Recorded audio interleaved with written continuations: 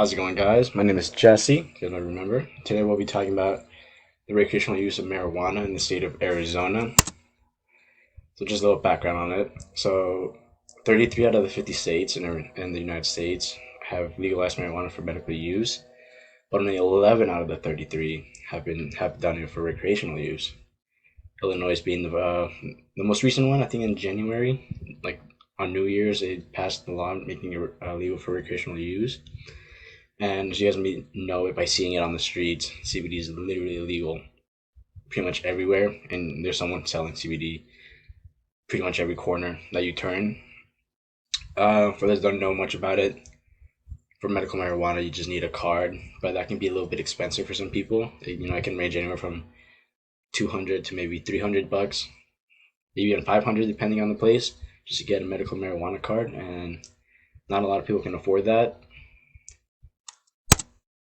So why this change? I would say, there's a lot of things that will come good out of it, just as reduced crime rates, cut down on the opiate epidemic, boost the economy, of course. It'll make it easier for people to access it for chronic pain. People who can't afford it, making it legal for recreational use, make that easier for them. And it'll just make people get marijuana from a more reliable source, really. So I just want, Governor Doug Ducey, the one who can make a change in the state of Arizona. So, signing a law that would decriminalize it and make marijuana legal for recreational use would be great. It would be treated exactly like alcohol. So if you get pulled over and you're driving while high, you'll get a DUI. It'll go on your record. It'll be treated the exact same way. Nothing too different. And then, of course, like I stated before, legalizing marijuana will have positive impacts, not just on the people, but on the state because of the economy boost. I live near Apache Junction, so there's a large retiring community, and I'm pretty sure most of them have some sort of ache or pain, and maybe they're tired or they want to try something new from their normal pill routine.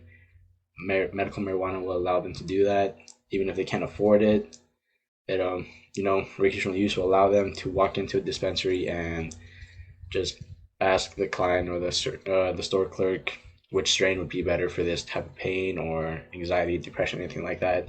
And hopefully they point you to the right direction. And of course, let's slow down the opiate epidemic in the US. So the first one, boost economy. I mentioned that like 3 times already. But just in 2017, they already made 8 billion off of it, and then 11 billion in 2019. It's predicted to do 22 billion in 2022. And like I said, Illinois is the most recent state to legalize the recreational use of marijuana. And just from them legalizing it on the 1st of January, they're projected to do 525 million in tax revenue. And since people aren't getting incarcerated because it's not a crime anymore to have possession of marijuana on you, they're going to be saving 18.4 million in the taxpayer money from reduced incarceration costs. That's amazing. And then they're projected to do 1 billion in just an economy boost in general, and almost 24,000 new jobs could be created because of this law being passed in Illinois. The other one, chronic pain relief. We all know CBD does it. Everyone usually takes. A lot of people take CBD to treat some sort of pain, muscle ache, maybe just to calm themselves down, level out a little bit. But sometimes THC can have that kind of effect too. And for someone who can't afford a medical card because they are pretty expensive, all you have to do is you have to be above the age of 21. If this law would pass, if they would allow recreational use of marijuana to pass by, you would just walk into a dispensary. If you were show them your ID, if you're over the age of 21, just like buying alcohol, it's the same thing. Then you can go into the dispensary and they will allow you to pick a strain or buy any kind of cannabis product that you think might help you with any kind of problem you have, not just chronic pain, but just anything in general. People take it for anxiety, depression. Maybe someone's trying to has an eating disorder, so they're trying to maybe get some sort of cannabis that might help them eat a little bit more. So yeah, as long as they're over the age of 21, they will be able to walk into a dispensary and just pick any product that they want. Of course, you have a limit to how much you can get out of the dispensary per week. It's been like that for medical marijuana card holders. It's just part of the law, and that's fine. You don't want to be walking out with half of the whole dispensary. I wouldn't make it fair for everyone else who's trying to get the same product that you are. So on the slide, there is a study that was done where 200 patients who took medical marijuana as a way to treat chronic pain, and then you have the control group, which is 200 of not using it. Of course, the 200 that were using the medical cannabis, they found that it was easier for them to cope with pain, but they did have mild side effects. But of course, that should be normal. If they're taking something with THC, they're going to feel a little bit of a high, but it wasn't too crazy of a high that they weren't able to function or do their task that they were meant to do.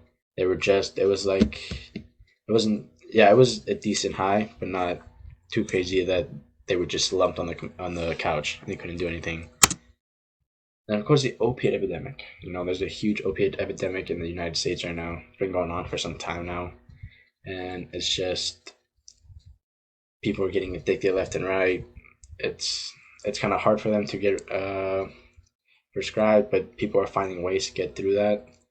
And just in 2018, almost 47,000 people have overdosed from opioids, which is insane. And usually states from 2011 to 2016, states who have legalized marijuana for recreational use have seen a drop in about 6.38% in opiate prescribing, which means those 6.38% people that are used to be on opiates are switching over to medical marijuana, which is kind of the what I was hoping would happen, because it can do just as good of a job to reduce the pain, if not even better, depending on the strain. And that's when the store clerks come in handy, because they should be the one pointing you to the right strain for your problem. And the challenges.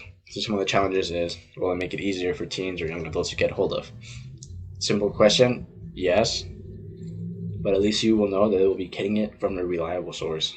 They won't just be getting it from someone off the street that probably got it from someone who grew it in their closet or grew it in their backyard or in the garage.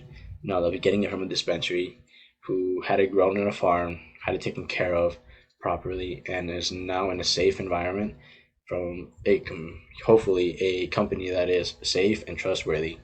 And that'll make it easier for someone to trust this kind of product, just because it has a lot of backlash and kind of controversial for some people, which I understand. But I think cannabis is a misunderstood product. And just like I said right here, and you can see in the picture, just like you would have on a bag of chips, there's an information label on the back, has your calories, how much sodium, vitamins, everything like that. You would see the same on the strain when you walk into the dispensary or anywhere else. You ask them, and they should have a label, and you will see how much THC, CBD, what kind of strain. Maybe it might even have a little bit of what it might taste like, and they can let you smell it.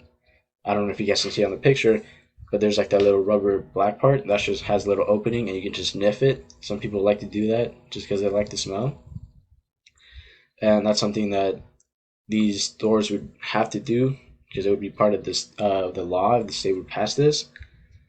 They have to label strains on cannabis products, edibles, anything like that, oils, butter, anything like that. They would have to label with exactly everything that's in it, just so people know what they're getting, and it'll make it safer, and that'll make dispensaries more trustworthy, and it'll open people up to go in there and buying more cannabis products and experiencing other things, other methods of relieving pain or anything like that. Conclusion, legalization of marijuana will boost the economy, of course, treat chronic pain or acute pain or anxiety, depression, anything like that. They will help reduce the opiate addiction, and they will allow people to get marijuana from a safe and reliable source. This would be a great leap into making Arizona a better state, and it will help everyone in the long run, even if that person isn't correlated with the marijuana industry. There's my references. And then if you guys have any questions for me, just leave them in the yellow dig comments. I will see them if I ever go back on there again. Thank you guys, and take care.